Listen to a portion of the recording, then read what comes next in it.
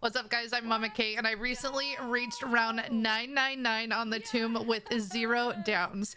Here's a guide on all my tips and tricks as well as my augments, so you can do it too. To go high rounds on the tomb, you'll need to obtain or build the Staff of Ice. At round 8, a special shock mimic will spawn in, and after you've eliminated him, he'll drop a monocle. We're gonna pick that up and head to the left side of the map first. This is where death perception is. You can see this bull painting right here on the wall and a purple glowing crystal. You're gonna shoot that until it respawns across from the bull painting, so you may only have to shoot it once or twice. But once it spawns in across from the bull painting, it's going to reveal these yellow symbols, and you'll need to shoot them in the correct order from 1 through 8. Now remember, you also need the monocle for this to light up. If you shoot the incorrect one, it'll turn red, and you'll just need to shoot the correct one to move forward. Now this is going to spawn in 5 waves of zombies, and you won't move on to the next wave until you've eliminated all the zombies. You cannot leave this area until you're done, so I highly recommend having at least Jug and a pack 1 gun. Here I used a hidden power, so I had a legendary ASG, and I also had a Perkaholic. Once you've defeated all 5 waves, it's then going to reward you with a max ammo and the first piece of the Staff of Ice, the staff.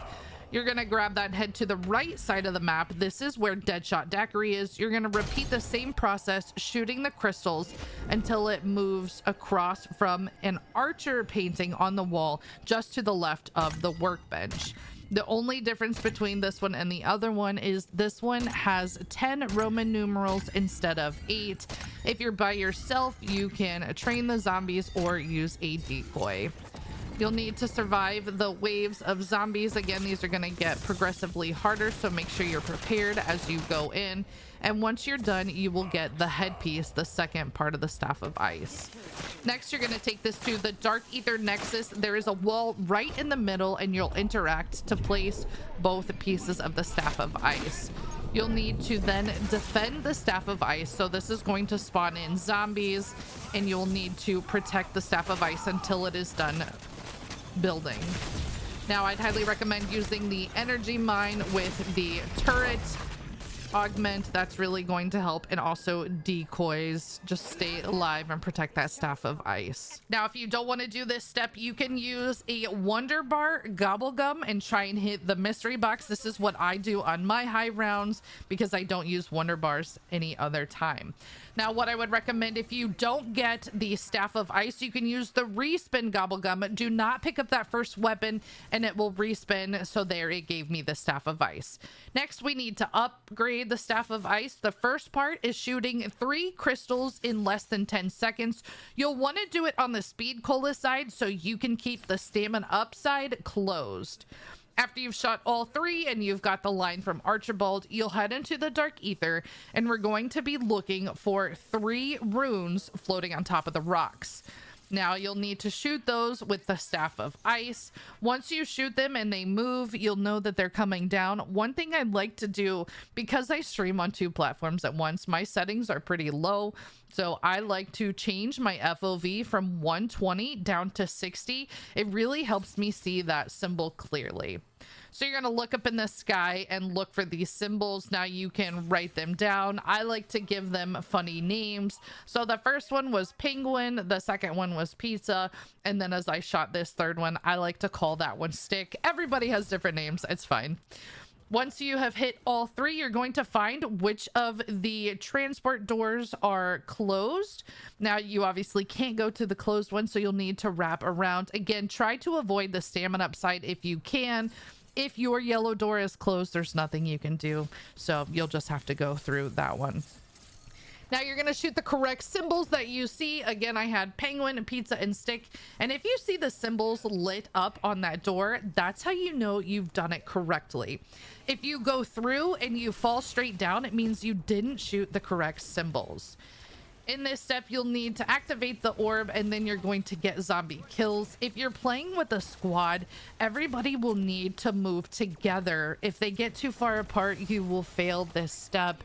I had Pack-a-Punch legendary GS45s, absolutely overkill for this step. But again, I only use my Ultra Gobblegums when I'm doing high round runs. So you're just going to follow this orb step by step, and you're going to eliminate all the zombies that spawn in.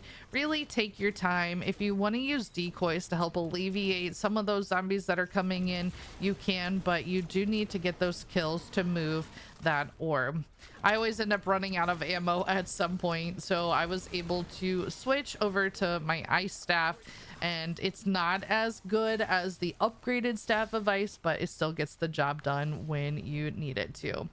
Now, once it gets to the end, you'll see a glowing purple orb. Interact with that, and that is how you have the upgraded staff of ice. Next, we're going to use the yellow door to head into the Stamin Up room. This is where the tomb high round strat is located.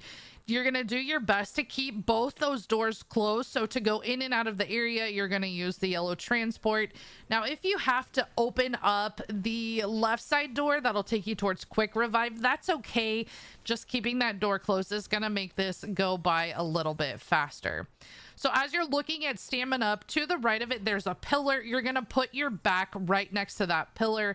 Now, when I first started, I was shooting directly across from me, but I found it's way better just to aim right down in front of you and put the energy mines just to the left of your shot. You're going to stay here until about round 30. And my next step is to build the golden armor. So what you'll need to do is head inside the dark ether towards the green speed cola door.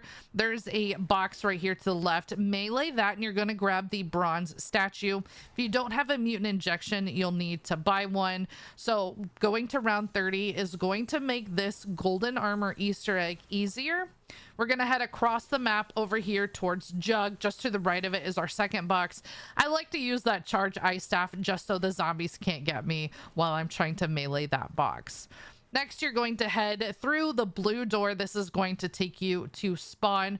There's going to be 2 statues inside of spawn. You're going to interact with them and place the statue heads. Now, it doesn't matter the order that you do them in. You can do the first one and then the second one. The order does not matter.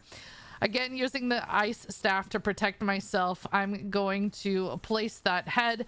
Now, the trick with making this as easy as possible is to use your mutant injection and then simultaneously press that start blood ritual.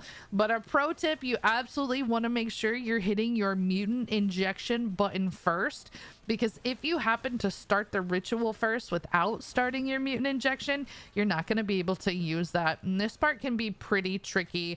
I like to go to round 30 because the higher the round, the lower the health these specials have. You can do 30, 35, 40. It's really up to you. If you're only going to round 100 for the tomb high rounds, you could probably skip this step completely, but it is pretty easy if you learn how to activate that mutant injection first and then start the blood ritual. I like to do the bottom one first because then once I'm done, I can hang out by this workbench and buy another mutant injection. I'd also recommend buying monkey bombs. That's just going to give you some more time to get those zombies off of you. If not, you can charge your ice staff and shoot it right around this pillar. And you're going to start this second blood sacrifice. Again, start your mutant injection. And then once you've pressed that button, go ahead and start the blood ritual right away. That makes things the easiest as you're trying to take down these specials. You could probably do it in one mutant injection if you're at a higher round, but I went ahead and just bought a second one to make things as easy as possible, because without this, the blood sacrifice, you only have 1 HP, which can absolutely make things tricky, especially if you're going for a flawless run. So once I got out of that mutant injection, I was then able to buy my golden armor. I used the ice staff to protect myself from the zombies, and I went ahead and triple packed the kilo that I had. This is not necessary because I didn't really end up using it, but you can if you want. Now here is the strat for staying in Stamin Up. You're gonna use the charge ice staff, and it's going to kill all the zombies surrounding you. What I like to do is to count, and I would keep this in my head the entire time. So 1 Mississippi, 2 Mississippi, 3 Mississippi, and then I would let go. Now, misclicking the ice staff is the hardest part of this video, but as long as you can count that in your head at the same time, it's going to kill everything that is around you. So we're standing right here at this path, and what I'd like to do is look at my mini map to see when the mimics are coming in. You're going to use a combination of shooting your staff of ice, reloading, and using your energy mine to kill off those mimics. So here I was hitting around 999. I did this without going down, and this was the second map that I hit high rounds on. My first one was Liberty Falls, so I was super pumped. This high round strat is super easy once you figure out how to use the Staff of Ice. It is truly the most overpowered wonder weapon in Black Ops 6. But all you're gonna do is shoot right in front of you. I try to avoid getting power-ups like that unless it's an insta-kill. That's obviously going to make things easier for you. But as you're sitting here shooting, counting 1 Mississippi, 2 Mississippi, 3 Mississippi, I'd like to keep an eye on my shots.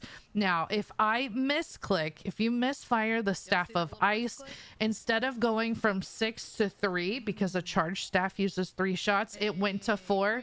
I always had a mutant injection because the second I misfired, I popped it right away. There was not enough time to recover, so just use that mutant injection and you'll be okay. Once you get out of your mutant injection, you're going to use a monkey bomb, and then if there's a mutant on the ground, you can go ahead and pick that up, or you can buy one from the workbench in the room. As soon as I was able to secure that, I started my Staff of Ice right away.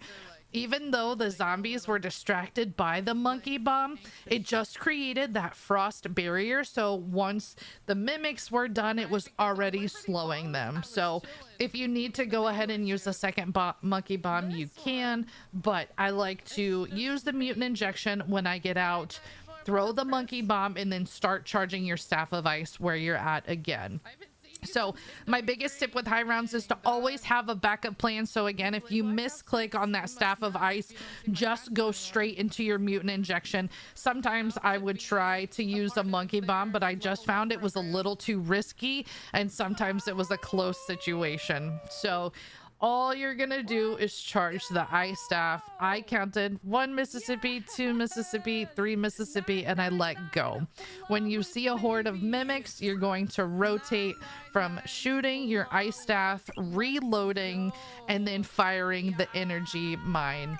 Those were super beneficial in helping me reach 999 on the tomb. Here's my augment setup for the tomb high rounds. For Stamin Up, this increases your movement. I use Dasher to increase my tack sprint, especially if I was coming off a saved game and needed to get back to the Stamin Up room. That's going to help me increase my sprint. And Hotfoot, gain a speed boost after your equipment kills an enemy.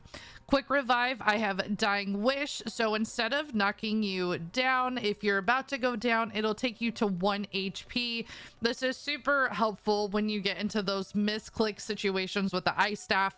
You get 3 of those, so after you're done with all 3, you can then move on to equivalent exchange if you need. And then I just have swift recovery, even though when you're playing solo, none of that really matters. Unless you're going on to equivalent exchange, then I would also pair that with slow death to increase your time in last stand. My Juggernog augment, I had probiotic. This increases your max health from 250 to 300, and hardened plates, so the armor plates do more damage mitigation. Melee macchiato, I wasn't using this, but I have vampiric extraction and strength training. Speed cola, this one is super important. You want the classic formula so your reload is even faster. And then I use fast pitcher, deploy equipment faster. That way, if I was using monkey bombs, it's getting it out as fast as possible. Or sometimes I would finish off mimics with my throwing axe. Vulture's Aid, I run Parting Gift. That one is also going to be super important for tomb high rounds. It's going to give more ammo drops to wonder weapons, so that's how I can sit in one spot, buy Stamin Up, and not have to worry about ammo. You're gonna pick up those little packs of ammo.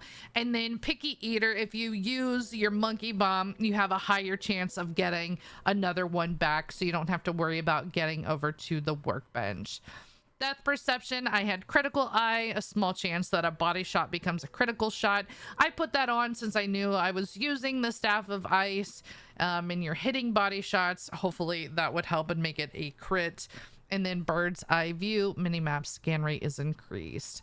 I have PhD slider, and tribologist. I never changed this augment. I absolutely love PhD slider. It is, you should use that every game.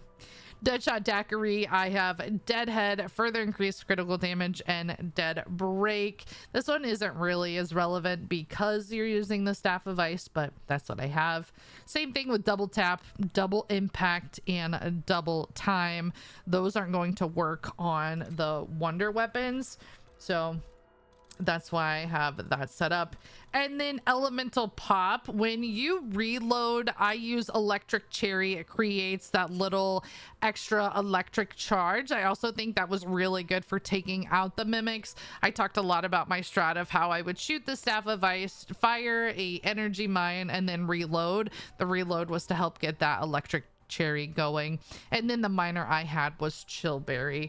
The field upgrade that I used the entire time was energy mine, so using the turret and extra charge. It's going to charge really quick as you're getting all of those frozen zombie kills, and I would detonate a turret as a second mimic would come around the corner, for example. That way it would take it out pretty quickly. So those are all my augments, my tips and tricks for Tomb high rounds. If you have any questions, let me know in the comments below. I hope this video was helpful for you. Be sure to like and subscribe for more Black Ops 6 Zombies content. Good luck.